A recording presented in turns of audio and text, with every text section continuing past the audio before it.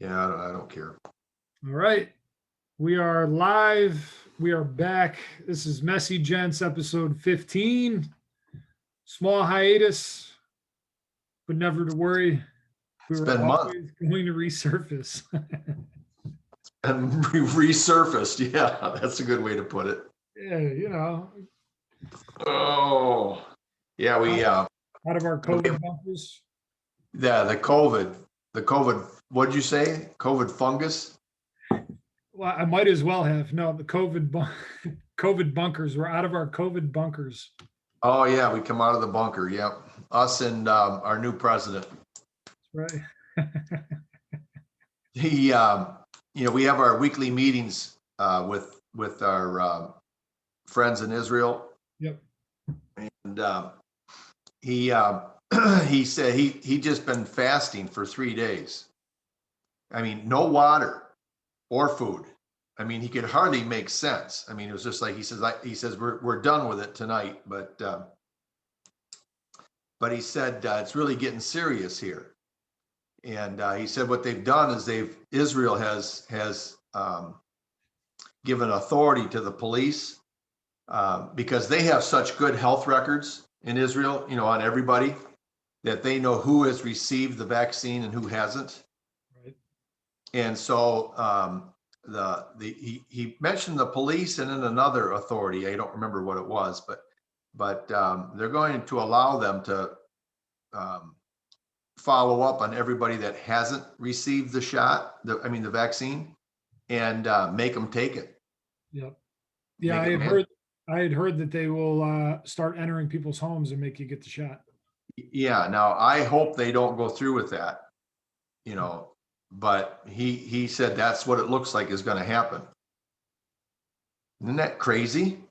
Yeah. Oh, and he did say this too. He said, what's interesting, he said they call it the pass.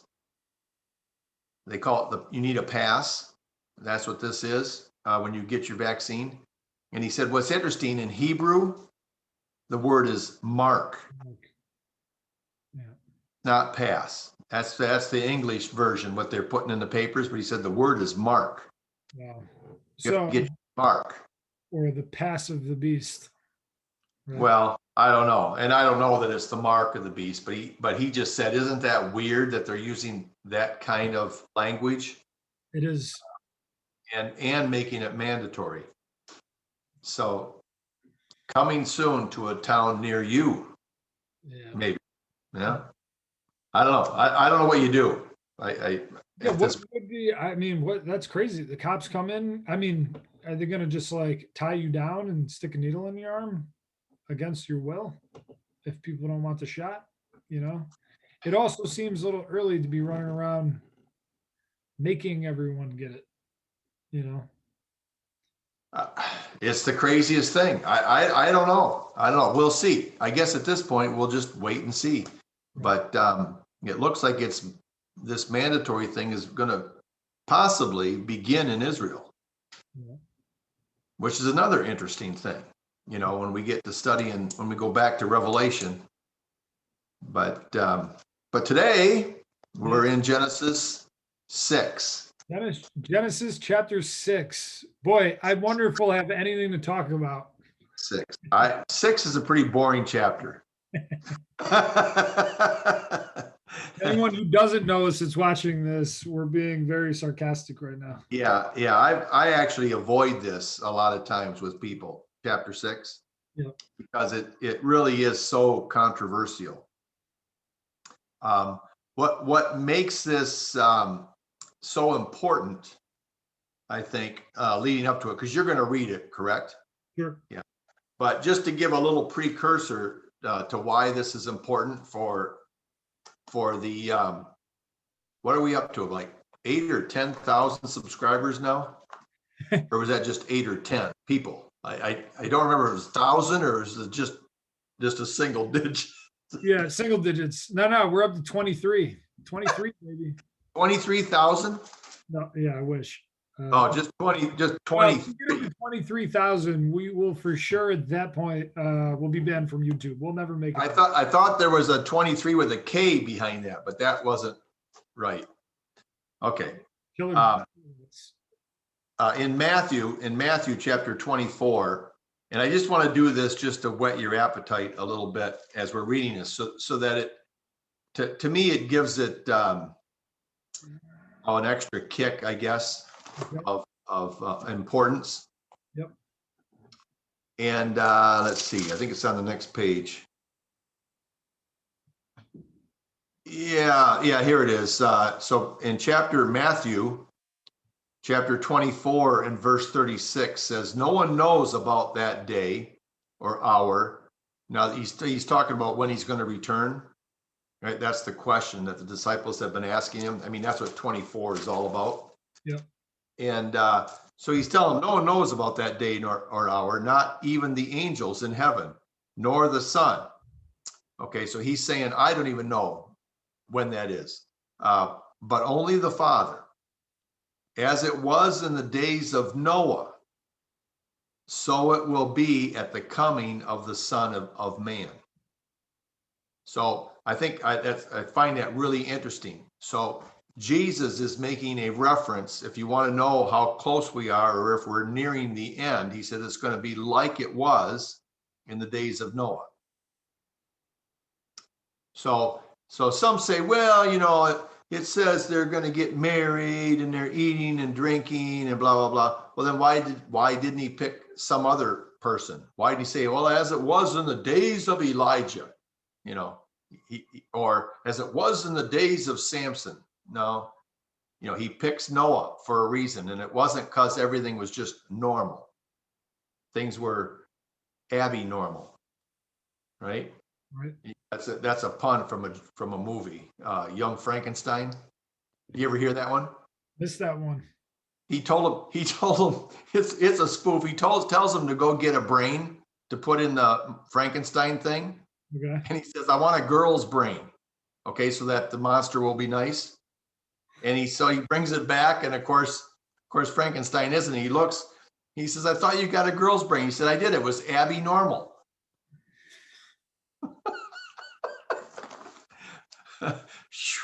Okay. Yeah, I get it.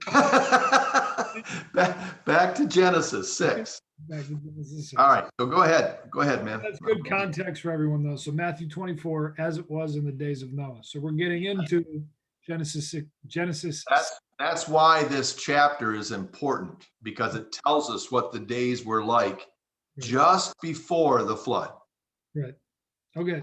So reading the ESV for anyone who wants to read along.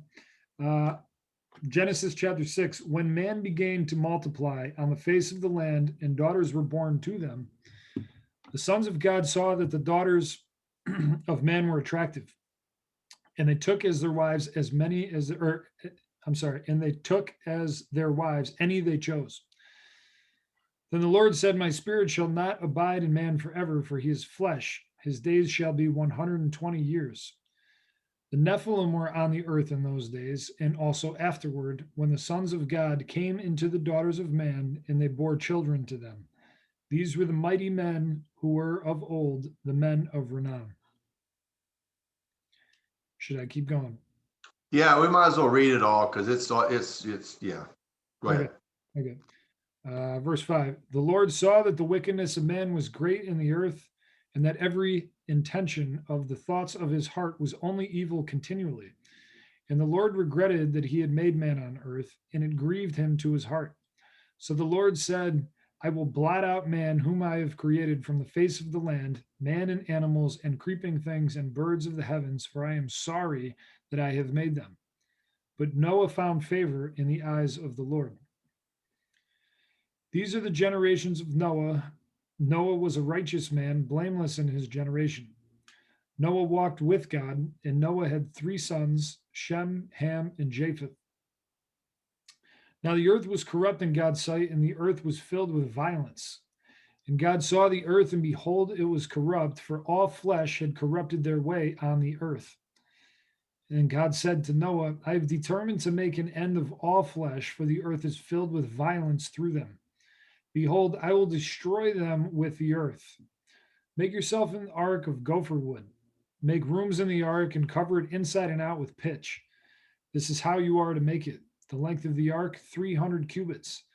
Its breadth, its breadth 50 cubits, and its height 30 cubits. Okay, so let me just interrupt that for just a second. So the NIV says 450 feet long, Yep. 75 feet wide, and 45 feet high. So Okay. that gives you an idea. Okay, sorry, go ahead. No, that's good clarification. Thanks. So make a roof for the ark and finish it to a cubit above, and set the door of the ark in its side. Make it with lower, second, and third decks. For behold, I will bring a flood of waters upon the earth to destroy all flesh, in which the breath of life under heaven. Everything that is on the earth shall die. But I will establish my covenant with you, and you shall come into the ark, you, your sons, your wife, and your sons' wives with you. And of every living thing of all flesh, you shall bring 2 of every sort into the ark to keep them alive with you. They shall be male and female, and of the birds according to their kinds, and the animals according to their kinds, of every creeping thing of the ground according to its kind. 2 of every sort shall come into you to keep them alive. Also, take with you every sort of food that is eaten, and store it up. It shall serve as food for you and for them. And Noah did this, he did all that God commanded him. That's the end of the chapter, folks. And, if I can say something, so, when everyone talks about the flood story, I mean, that's the majority of what's happening here in 6. And I think it's easy to gloss over these first, 5 verses. And there's so much that we need to pay attention to there. Yeah. So let's just let's go back. It says, so when men began to increase in numbers on the earth, and daughters were born to them. So I think we're pretty good with that. Yeah. There's girls and boys being born, right? Yeah. Pretty normal.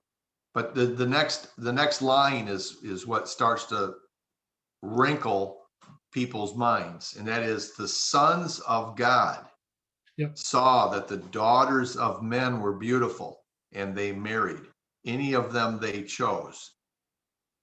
So what in the world, and who are these sons of God? Right? Right. So if you turn to Job, because we'll use the Bible to explain the Bible, that's always your best bet. So Job, where in the world's Job? Which chapter? Chapter 1. Okay. So first Job, chapter 1. Oh, there's only one? Okay. So what does yours say in 1 verse 6? Job 1:6. Yep. It says, now there was a day when the sons of God came to present themselves before the Lord, and Satan also came among them. Okay. So there you go. So these sons of God, according to this, are angels, right? Yep. Okay. So now you see all of a sudden the story really gets weird, doesn't it? We're still in Job. Let's go to chapter 38 and verse 7 in Job. Okay. I just want to get another reference. I think I'm just looking at my notes here. Okay. Can you read that when you get there? Yep. When the morning stars sang together, and all the sons of God shouted for joy. Okay. So there's another reference to the sons of God. Now in my NIV, it says, and all the angels shouted for joy. Okay. Okay. And then and go back to chapter 2 and verse 1 in Job. Okay. 2 verse 1. Again, there was a day when the sons of God came to present themselves before the Lord, and Satan also came among them to present himself before the Lord. Okay. So there you go again. So here's these angels, these sons of God. And I guess if you're going to have a side note here, there's Satan right with them before God, right? Mhm. So evidently God can be in the presence of evil, Right. right? But we'll save that for another lesson later.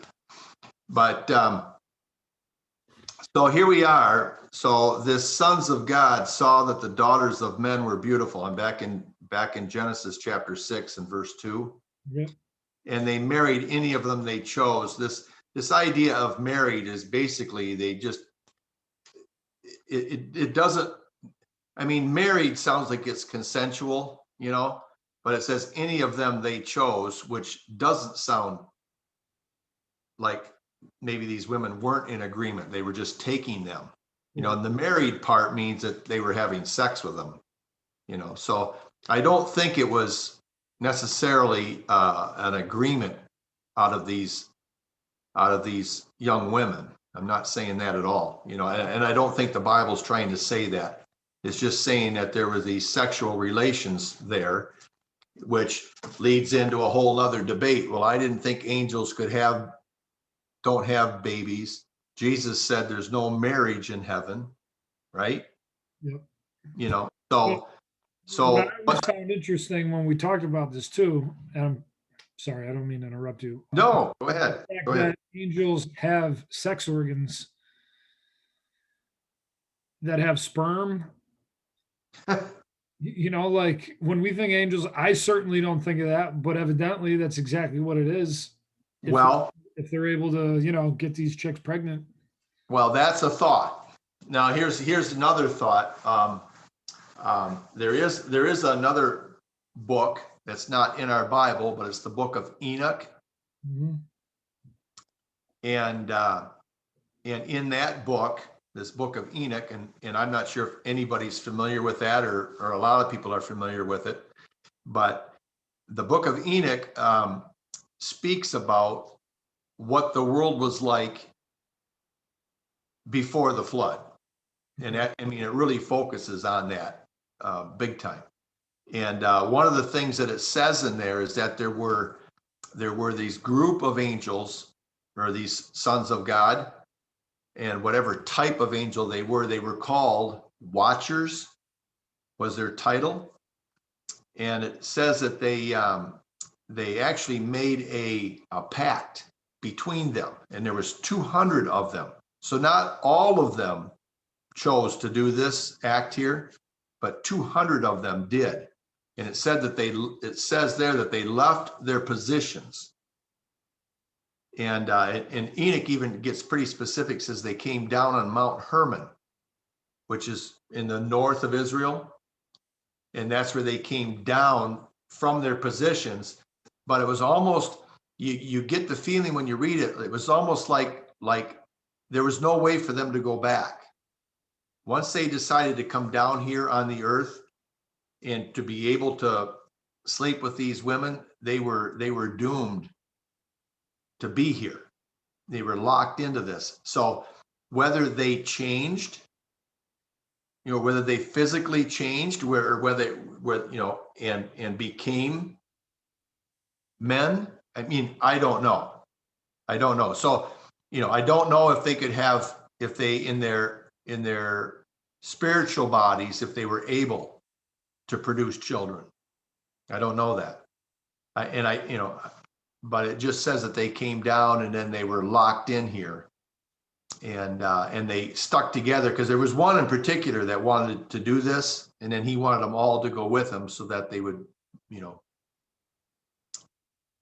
I guess there'd be a group of them. So anyway, that's a lot to swallow right there for most people. It's like, oh, you are out of your mind, But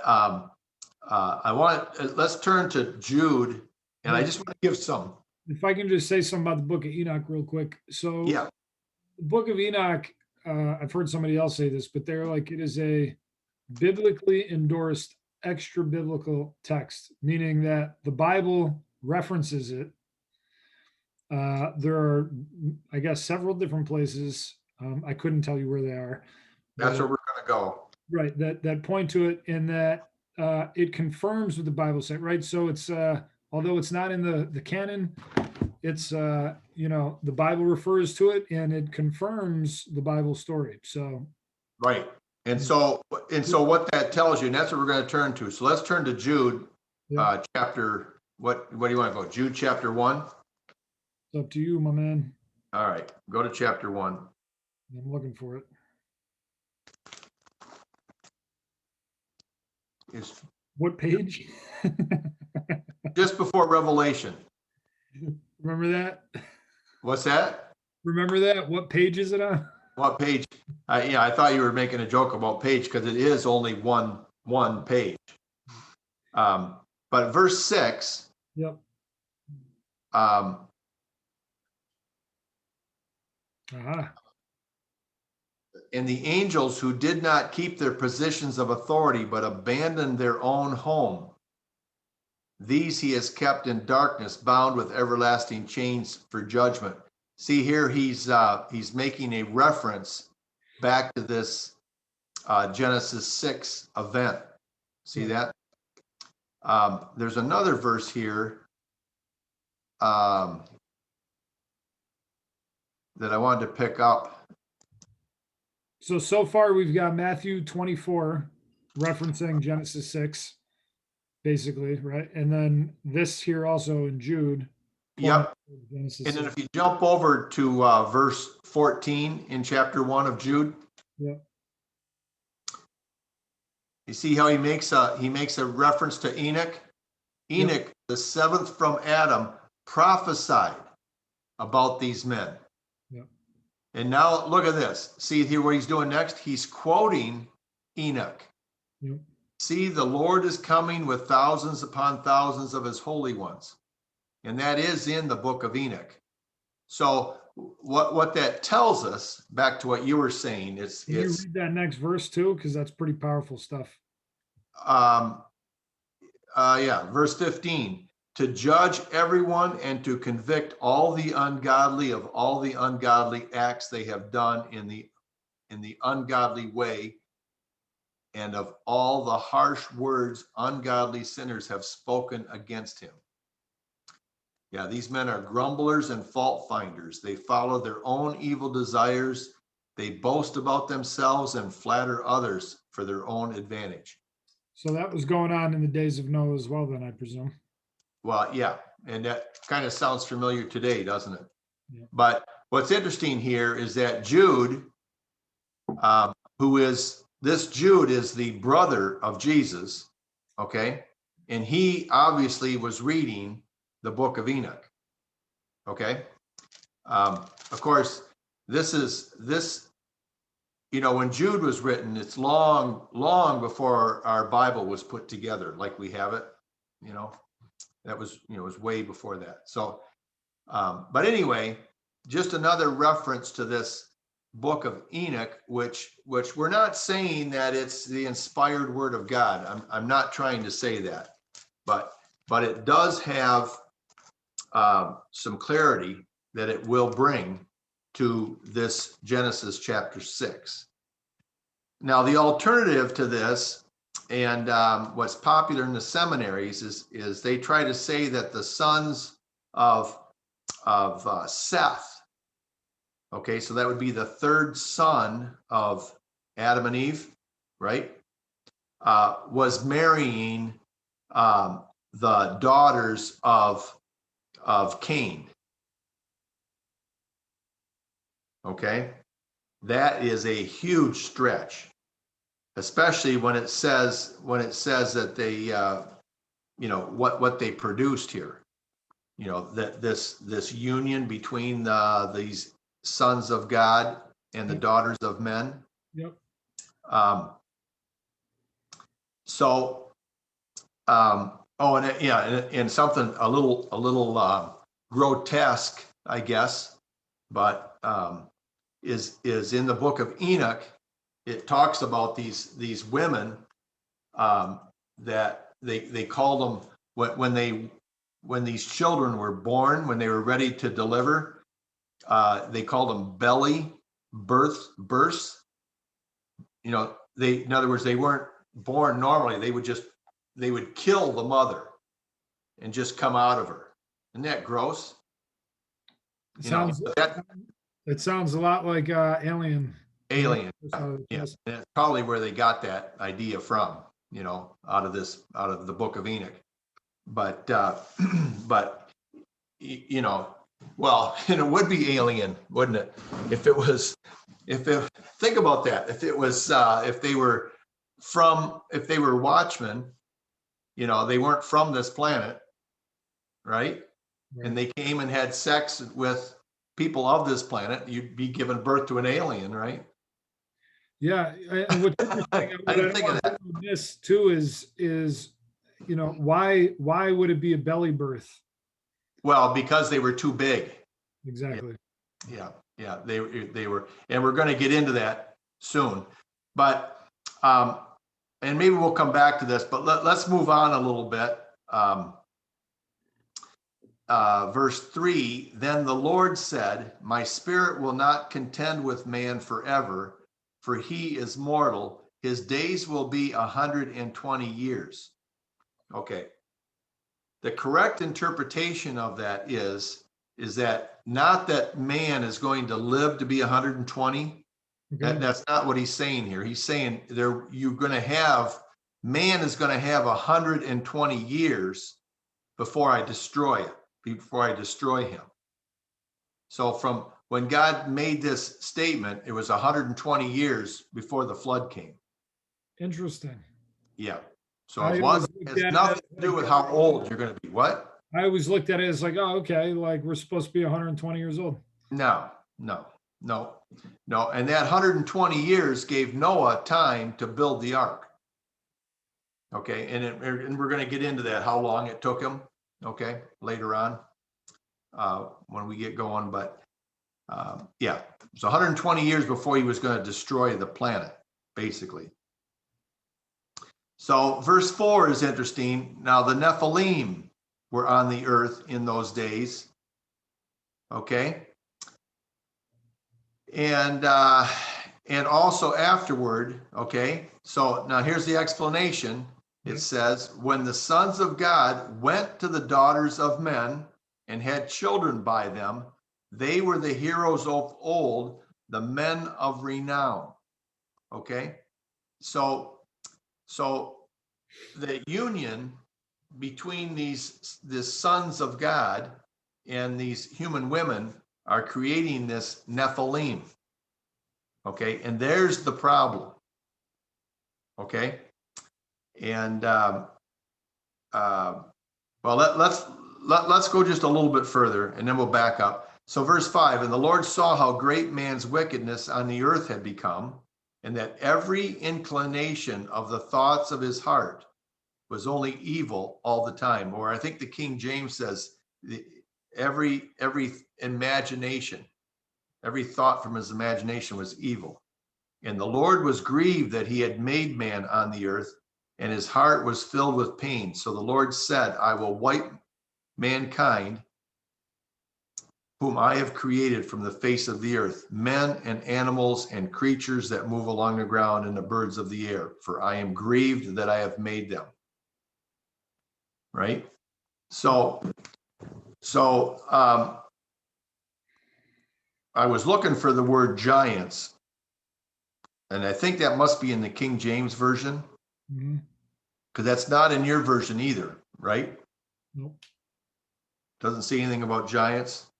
Here, my note says Nephilim, people of great size and strength.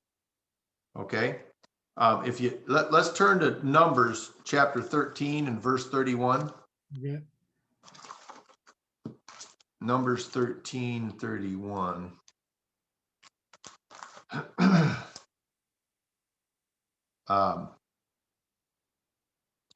But the men who had gone up with him said, we can't attack these people. They are stronger than we are.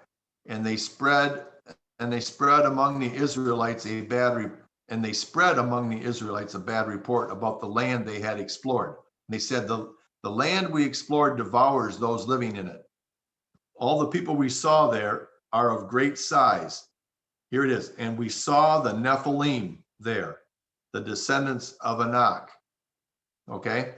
So what this is making reference to is when a lot of years later, hundreds of years later. Finish that next sentence though, man. That gives people the description.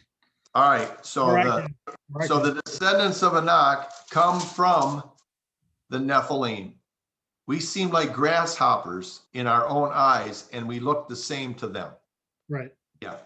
So this is making a reference to the Exodus. So we're hundreds of years after this flood, right? Hundreds of years down the road.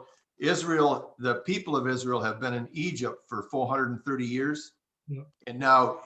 So now we have the story of Moses leading them out, right? And they go through the Dead Sea and all the plagues.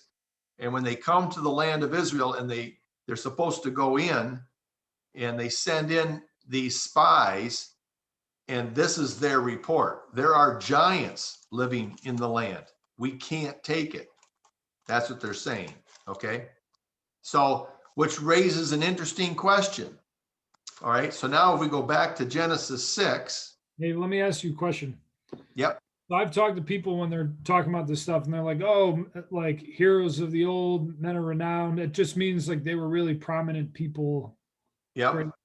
I don't know where they come up with that. This seems pretty cut and dry to me. And then we're referencing, oh, we look like grasshoppers among these people. Right.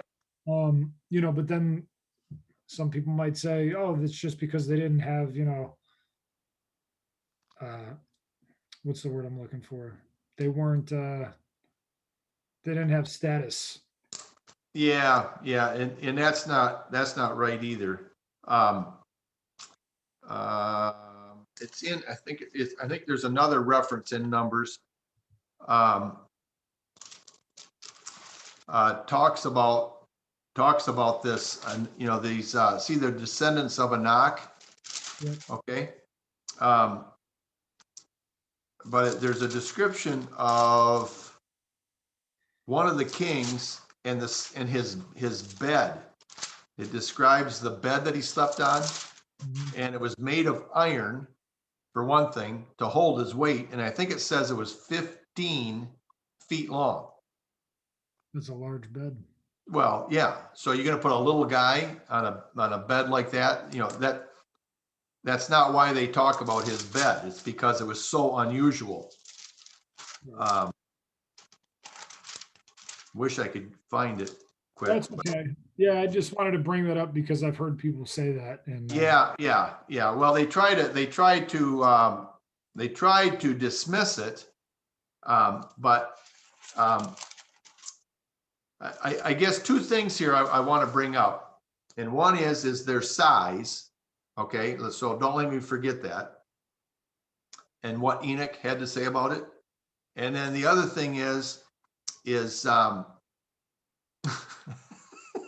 I can't remember. Why they were there? Why are they here? If the flood came, right, and destroyed them all, how are they? Right? How come we get hundreds of years later and we come to the land of Israel and there they are again? Right. All right. Even the story of David and Goliath. Goliath was a giant. Right. So they were still giants on this earth, even when King David was here. I mean, he was a little boy then, but they were still here. Right. So let's just answer that one first. Why were they still here? If you look at verse 4 of chapter 6, so I'm back in Genesis chapter 6, verse 4, it says, the Nephilim were on the earth in those days. And then look what it says. And also afterward. Right. See that? When the sons of God went to the daughters of men and had children by them. So there's a strong thinking that this event happened again, but it's just not recorded. Okay. And that's how the giants got here after the flood. Now there's another thought of how they got here. And when we get to verse in Genesis 6 and we get to verse 9, read yours in verse 9 again. Okay. Genesis 6, verse 9. These are the generations of Noah. Noah was a righteous man, blameless in his generation. Noah walked with No, God. wait a minute. Does it say in his generation or generations? I'm sorry. These are the generations of Noah. And then it says Noah was a righteous man, blameless in his generation. Generation. Okay. See, yeah. You don't have a King James Bible there, do you? No, so I read the Well, ESV from, can you put it on pause and I'll get mine? well, I can pull it up. I can pull up the KJV if you want. Oh, all right. I should have had my King Jimmy down here. Would you like 21st century King James version? That's just what it says here. Well, and it's what's interesting here is this interpretation here. Yeah. That, like in the NIV, it says Noah was a righteous man, blameless among the people of his time. Mm-hmm. Are you kidding me? We're trying to think that Noah was a righteous man. Like he was a really good guy. I mean, what's the first thing he does when he gets out of the ark? Plants a vineyard, grows some grapes, makes alcohol, and gets hammered. Yeah. Right? Well, he just had a stressful A stressful year. 2020 yeah. prior, Yeah. right? The new King Jimmy says, or not even the new King James, just King James. Verse 9, yeah. Verse 9. These are the generations of Noah. Noah was a just man and perfect in his generations. And Yeah. Okay. See that? Perfect in his generations. Okay, you see that? How that's completely different? Yeah. Yeah. So what that's pointing to is that his bloodline hadn't been polluted yet. Okay, so when you go to the Book of Enoch, the Book of Enoch says that the bloodline of mankind was being polluted by these Nephilim. Okay, and it was just rampant through all of the population of the earth.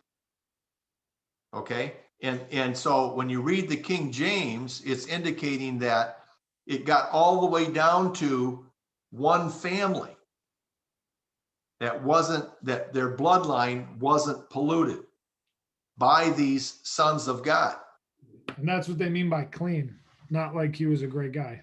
No, that he was perfect in his generations. See, his generation, all of his descendants their bloodline hadn't been mixed with this Nephilim. Right. Okay. Now, what's the big deal? Right? Right. Well, what's going on here? See, if we go back in Genesis to when Adam and Eve had their little problem with, eating the wrong fruit, right? There was a plan that God told Eve. He said to Satan and to her, right? One of your descendants, he was basically saying to Eve, is going to destroy Satan. Okay? In other words, Satan, he says, will bruise your heel, but you will crush his head. Right? Okay. So we know now, see, we're not stuck in this. We know that through the line of Adam and Eve, right, all the way down through the generations with an S, that Mary, right, had a baby, and this baby was the Messiah. We call him Jesus, right? And he came and died on the cross, and his blood is what forgives the sin of the world and is what spells the defeat of Satan. Right. right? So it was a child of Eve that gave birth to the Messiah, the Mashiach, right? And destroy and is going to, hasn't yet, because there's still some things being played out here, in history. But it's bringing the doom or the demise of Satan, right? So if you're Satan, and now let's go all the way back here to Genesis. If you know that it's going to come through the bloodline of Eve, Adam and Eve, if you can ruin the bloodline, then no Messiah can be born. Now all of a sudden it starts making sense. Yep. It's like, now this is what's going on. See, Satan has gotten into the hearts of these angels, which we know there's a lot of angels that followed Satan. And so the plan is to ruin the bloodline. Makes sense? But there was one, Noah, who was perfect in his generations. So he wasn't a perfect guy. He wasn't Mr. Sinless. He was just a regular Joe, but his bloodline was still good. And so God used him and his family. Now there was him and his wife and 3 boys, right? And what's interesting is what we said earlier, that there was 120 years, right, before the flood would come. His boys weren't even born yet. Okay, at this time, when God's making this decision and he's calling Noah, right? Because his boys aren't that old, I don't think, when they get on the boat, but they are old enough to get married. Okay, so the thought here, and what we're talking about, is how did these giants come through the flood? How did they make it? Right. Because other people will say, and I should say this too, well, it was just a local flood. It wasn't a worldwide flood. Okay, and so there's that argument too, which I think is pretty weak, especially when we have science today that goes along with the idea that the whole earth was flooded. But anyway,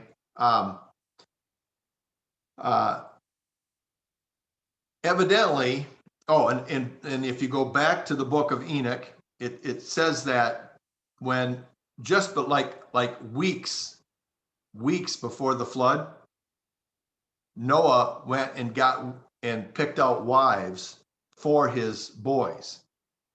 Because they're going to have to repopulate the earth, right?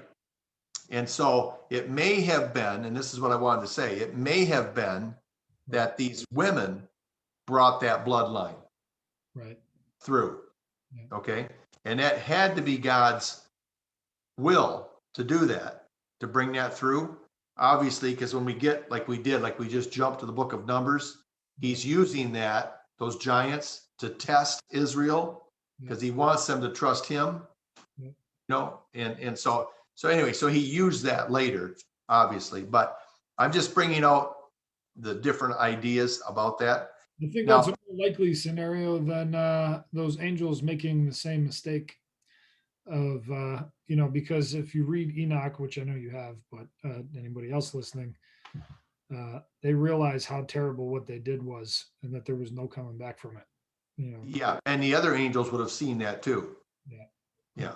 So the chances are they didn't do that again, but we don't know for sure. None of this we know for sure. We're just speculating. But one other thing I wanted to bring up, and that was back with the Book of Enoch.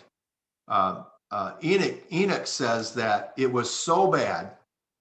This is prior to the flood, right? With these giants.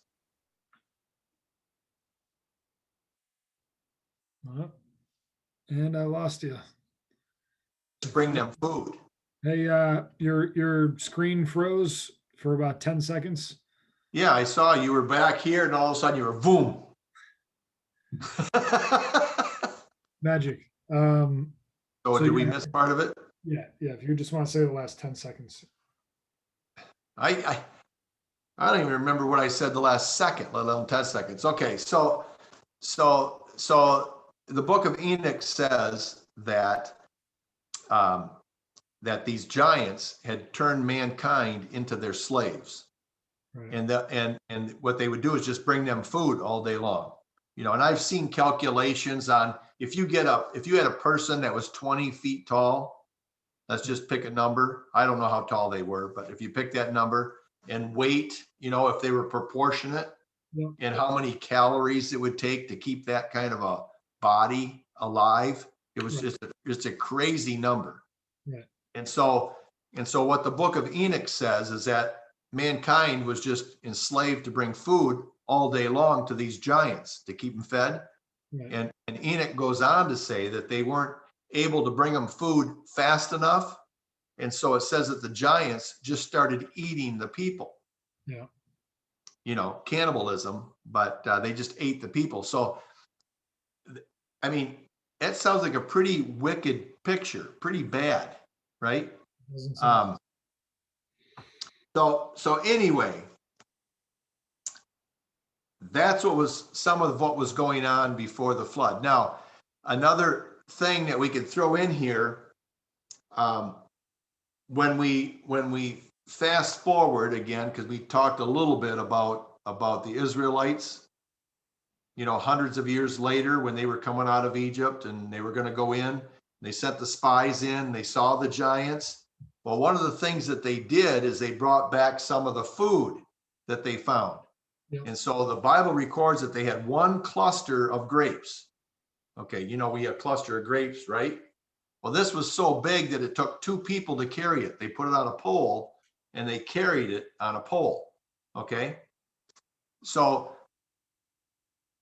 the thought is, and this is the thought, is that they were manipulating the seed, right? Hybrid. We get hybrid people. Now we have hybrid seeds to have bigger crops so that they could feed them. Right. Right. So you've got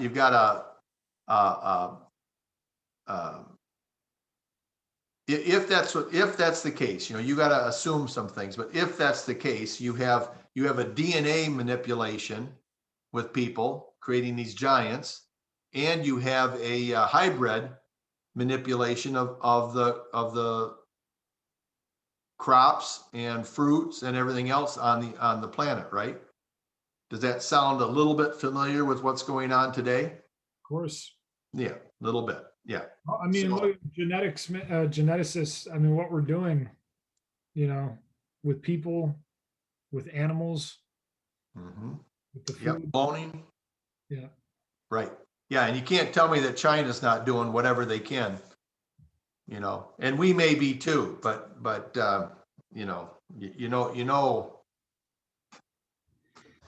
well, there's websites where you can see lots of stuff today, whether you can believe it or not, I don't know, but so Hey, Ty, real quick, I'm going to pause this for 1 second. yep. All right, we're back. We're live. Okay. So we need to pick a place to close here for today, because we have already talked about way too much, probably. But something that people that are watching can look up 1 Peter chapter 3 and verse 20, and Daniel chapter 2 and verse 33. But you need to read that in the King James Version to get the idea of what was going on here. So we're going to leave it at that, about this wickedness. And when we come back, just so I want a reminder in here, I want to look at verse 6, where it says the Lord was grieved that he had made man on the earth. Yep. Let's start with that next time. Okay. And talk about why God would be sorry. Yep. Okay. So let's close it there. And it looks like you're going to fall asleep anyway. I'm tired, man. I'm Beat Street. I know. And I get talking about this and I was a little tired when we started, and it just winds me up. It's good, man. No, I could listen to this stuff all day and talk about it. Yeah. It's better than when we start a little bit earlier, you know. Yeah, because 8 o'clock's like getting past your bedtime. But now it is. I used to stay until 6 in the morning, no problem. Now it's like Oh yeah, you're a family man now, so. I am. I am. Yep. Little All guy right, man. got me up. Well, Yeah. I guess we'll close it right there. All right, man. I'll catch you next time. To be continued. Maybe it's Genesis. Next one. Maybe it's Revelation. Whatever you want. We'll see. Okay. All right. I'm closing it. Oh, wait. Oh, and for everyone watching, if you're still with us, if you haven't already tuned out, please hit the subscribe button. Please give us a thumbs up and leave a comment if you have questions. All right.